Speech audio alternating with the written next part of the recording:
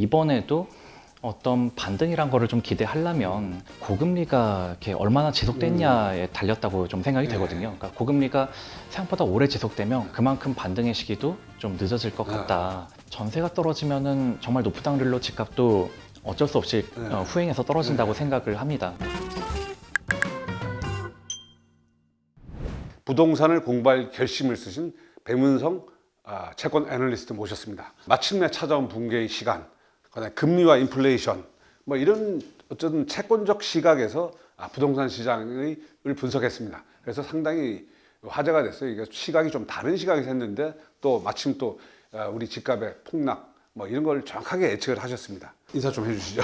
예, 안녕하세요. 뱀성입니다. 네, 이거 초청해 주시고 자리 마련해 주셔서 감사합니다. 네. 예, 근데 저도 이 책을 읽어봤는데 마침내 찾아온 붕괴의 시간이 우리 지금 현상을 참 잘 적중한 것 같아요. 당시 예측했던 근거는 어떤 건가요? 네, 사실 이제 원고의 상당 부분이 예전에 이제 개인 SNS에 올렸던 글들에 기반하고 있는데요. 근데 제가 채권 시장에서 일을 하다 보니까 2022년 초 보니 금리가 생각보다 되게 많이 올라갈 것 같더라고요. 근데 전 개인적으로 또 부동산 시장도 이제 채권과 비슷하게 결국은 금리와 공급 이 두 가지에 따라 가격이 변한다고 생각을 했었고요. 그러다 보니 2021년에 그 저금리에다가 또 당시에 또 이제 반포주공 멸실과 같은 그런 그 공급 충격 때문에 치솟았던 전세가가 이 2년 뒤인 2023년에는 고금리와 반포 개포의 입주 물량들 때문에 생각보다 되게 많이 내려갈 수 있겠다는 생각이 들더라고요. 그런데 많이 올랐다가 많이 떨어지면 그 자체가 이제 신용 리스크를 이제 불러 일으키는 거지 않습니까? 그래서 어쩌면 그게 나중엔 상당히 이제 집주인들의 어떤 신용 리스크가 좀 매물이 늘어나는 그 결과로 이어질 수 있겠다. 네, 그 부분을 예상하고 글을 썼었고 책 내용도 이제 그 부분에 약간 포커스를 맞추면서 주로 금리 공급, 유동성 뭐 이 부분에 초점을 맞춰서 완성이 됐습니다. 정확하게 맞췄어요. 근데 이번 어쨌든 제일 이제 우리 시청자들이 궁금하게 생각하는 게 이번 집값 조정이 좀 한 3, 4년 가느냐 아니면 1, 2년 내는 스톱 뭐 되느냐 이게 제일 관심이 많은데 네. 그거에 대해서는 어떻게 생각하세요? 주로 이제 서울 수도권 아파트 중심으로 그냥 말씀을 개인적 의견을 드리자면은 사실 단기 침체를 겪었던 적은 가까운 과거에도 있었거든요. 그러니까 2018년에 금리를 1.75%까지 인상하고 그리고 2018년 말에 이제 헬리오시티 입주가 겹치면서 그때 한번 이제 서울 아파트 시장도 약간 거래가 안 되고 일부 급매가 일어나고 그랬었는데 이게 2019년 말부터 금리를 다시 내리기 시작하고 특히나 이제 팬데믹 이후에는 금리를 0.5까지 내리니까 그렇죠.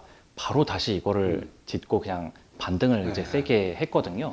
결국은 그때는 침체가 짧고 반등이 빠르게 올 수 있었던 것은 금리를 빠르게 내린 덕분이라고 저는 생각을 하고 그러다 보니 이번에도 어떤 반등이란 거를 좀 기대하려면 고금리가 이렇게 얼마나 지속됐냐에 달렸다고 좀 생각이 되거든요. 그러니까 고금리가 생각보다 오래 지속되면 그만큼 반등의 시기도 좀 늦어질 것 같다. 가까운 과거랑 비교해 봤을 때 좀 그렇게 예상을 해봅니다. 근데 금리가 한 0.5% 내렸다. 네. 그걸로 반등이 시작된다고 보기는 어려운 건가요? 금리가 지속적으로 내려가야 되는 거예요? 예를 들어 뭐 당장의 금리가 빠르게 내려가면은 그 자체로 반등이 될 수 있느냐. 그게 저는 이제 두 가지로 나눠서 생각해 봐야 된다고 생각하는데 그러니까 금리가 내리는 이유가 뭐냐인데 만약에 인플레이션이 예상보다 굉장히 빠르게 잘 잡혀서 안심하고 금리를 막 내린다. 반등의 시기도 점점 당기는 이렇게 반등의 요소가 될 수 있는 그런 금리 인하인데 만약에 어떤 과거 리만 브라더스 사태처럼 그런 금융 위기가 와서 어쩔 수 없이 그 금융 위기 때문에 내린 거다라면은 일단 금융 위기의 충격을 먼저 흡수하는 과정이 필요하다고 생각하거든요. 충격을 흡수한 뒤 그러고 나서야 이제 저금리가 지속되면 그 저금리를 기반으로 다시 상승할 수 있다. 이렇게 두 가지로 좀 그렇게 나눠서 루트를 봐야 된다고 생각합니다. 책에 보니까 강남의 아파트 입주 물량이 생각보다 훨씬 더 많다. 그래서 우리가 생각하는 것보다 사실은 2, 3년간 이제 저금리 시대 팬데믹 기간 동안 집값 오른 거와 관련해서 이제 물량이 작아서 올랐다 뭐 이런 주장을 하시는 분들이 있었고 그런 주장을 하시는 분들은 그래서 강남 입주 물량이 작기 때문에 올해 내년 계속 집값이 오를 거다. 그런 논리였지 않습니까? 거기에 대해서는 아니다라는 주장을 하시던데. 그 부분이 개인적으로 약간 답답했던 것은 이제 주로 이제 민간 통계기관, 민간 어플들에서 이제 거기에 통계에 기반해서들 많이 그렇게 얘기들이 나왔었는데 분야가 상한제 실시된 이후로는 특히 서울의 재건축 아파트들은 이제 대부분 후분양으로들 그렇죠. 넘어갔거든요. 그러다 보니 이게 민간 어플의 그런 통계에서는 이미 분양을 한 물량들만 이제 앞으로 나올 그렇죠. 공급 물량으로 통계로 잡고 분양을 안 하고 착공부터 들어간 물량들은 이게 다 약간 누락이 됐던 겁니다. 그러다 보니까 당연히 이 물량이 되게 과소하게 이렇게 잡힐 수밖에 없었던 것이고 착공은 들어갔는데 분양이 미뤄진다고 해서 공급 물량이 아닌 게 아니거든요. 분명히 그렇죠. 이거는 지금 지어지고 있는 것이고 그렇게 해서 이제 나중에 다 입주 물량이 되는 걸 텐데 이런 물량들을 누락한 통계를 기반으로 물량이 없다라고 주장하면은 그거는 좀 이렇게 통계가 미비된 주장이다. 근데 뭐 최근에 예. 와서는 이제 올해 내년에 뭐 네. 합치면 2만 가구 이상 뭐 이렇게 입주하는 걸로 돼 있지 않습니까? 네. 강남권에서. 그래서 그렇죠.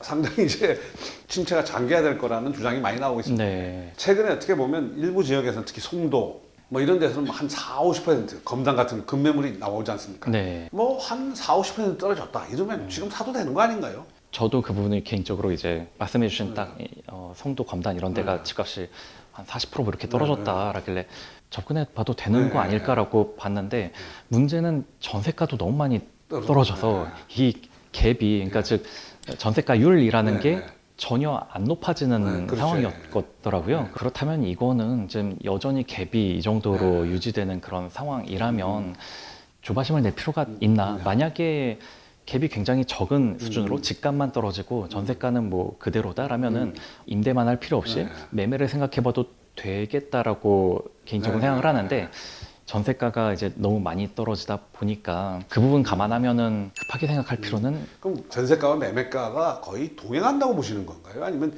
전세가가 올라야 매매가도 오를 수 있는 조건이 된다고 보시는 건가요? 그러면? 저는 그 부분이 오를 때와 내릴 때가 조금 양상이 다르다고 생각을 하는데요. 전세가 오른다는 그거에 맞춰서 집값이 오를 수도 있고 횡보할 수 있다고 생각합니다. 왜냐하면 말 그대로 그냥 전세라는 그 실거주 가치가 오른다는 뭐 그 의미도 있겠지만 한편으로는 집을 다들 안 사려고 해서 전세가가 오르는 경우 이 경우는 전세만 오르고 집값은 횡보할 거란 말이죠. 그러면 이게 오래 지속되면 결국은 좀 갭이 줄어드는 양상으로 갈 거고 그게 바로 이제 2012, 13년 그렇죠. 그때는 집을 사면은 좋았을 타이밍이긴 하죠. 근데 반대로 전세가 떨어지면은 정말 높은 확률로 집값도 어쩔 수 없이 후행해서 떨어진다고 생각을 합니다. 그러니까 전세가 떨어지는 만큼은 집값이 이게 갭이 계속 늘어난다는 의미잖아요. 그러니까 갭이 커지는 거를 감안하면서까지 이렇게 집을 사기는 좀 어렵다고 생각을 해서 네 그렇습니다. 일단 뭐 부동산 시장에서 금리의 역할을 생각보다 가소평가했던 것 같아요. 그래서 네. 일부 전문가들은 금리가 오르는데 이거는 금리가 오른다는 것은 경기가 좋아지는 조건이다.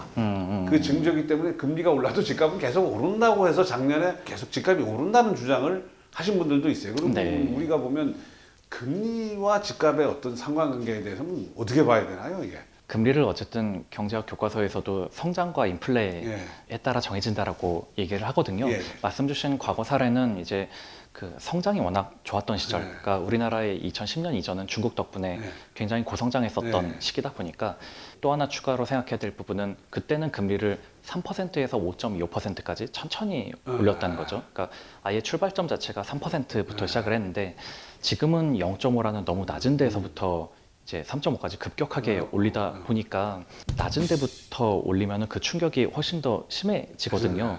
예를 들어서 똑같이 1%포인트 올린 거라 해도 1%에서 2% 되면은 금융 비용이 2배로 오르는 그렇죠. 거지만 따블이죠. 그렇죠. 5%에서 6% 가면은 금융 비용이 20% 그러니까 오르는 25% 올라가는 거니까.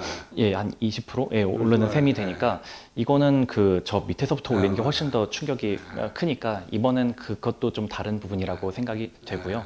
결국은 2010년도 이후로는 우리가 중국 덕분에 고성장하던 게 어느 정도 마무리되고 좀 저성장으로 들어가다 보니 결국은 저성장은 곧 저금리로 이어졌었던 거기는 한데 거기에서는 이제 우리가 좀 인플레이션이라는 거를 좀 놓치고 있었던 거죠. 그러니까 인플레라는 거를 생각 안 하면 저성장이면 그냥 저금리로 쭉 편하게 가면 되니까. 그런데 금리를 올리는 그 요인은 성장이 아닌 인플레였었다는 게 그게 이제 과거와는 너무나 다른 점이고요. 이게 금리 인상이 없었으면 계속 그럼 집값이 올랐겠느냐.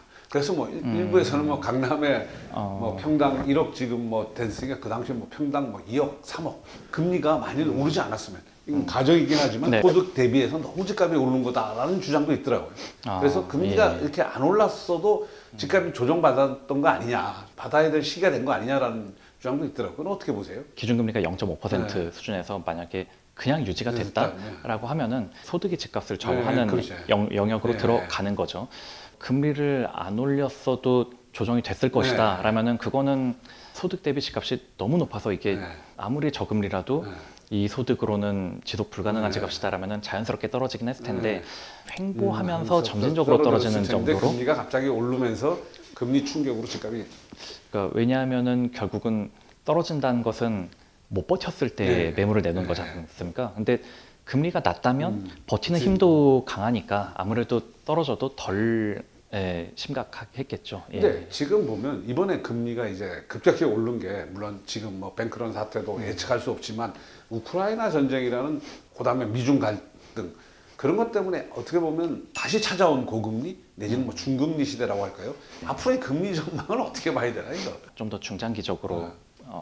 보는 이슈는 크게 저는 이제 ESG랑 그리고 이제 중국의 고령화라는 부분을 기본적으로 깔고 네. 가야 된다고 네. 생각하거든요. 즉 ESG 같은 경우 저도 처음에는 이게 도대체 뭔가 뭐 이게 그냥 비용만 더 쓰고 네. 뭐 어쨌든 인플레의 하나의 요인으로 지금 지목이 되지 않습니까? 근데 보니까 그냥 예전에는 그냥 권고 사항 정도였던 네. 게 이제는 각 선진국에서 입법화가 되면서 그래서. 꼭 지켜야만 되는 룰이 돼버리면서 그래서 ESG는 환경, 가버넌스, 뭐 사회적 그렇죠. 뭔가 비용을 들여야 되는 거니까. 그렇죠. 예, 환경 때문에 모든 게 이제는 과거보다 더 비용이 들고 네. 시간이 드는 이제 그런 식으로 지금 변모가 되어 네. 가고 있다는 게 하나가 있고 찰스 구타트 교수가 이제 인구 대역전에서 언급했던 부분이지만 어찌 보면 과거의 저인플레이션은 이제 중국의 노동력이 네. 만들어낸 산물인데 네.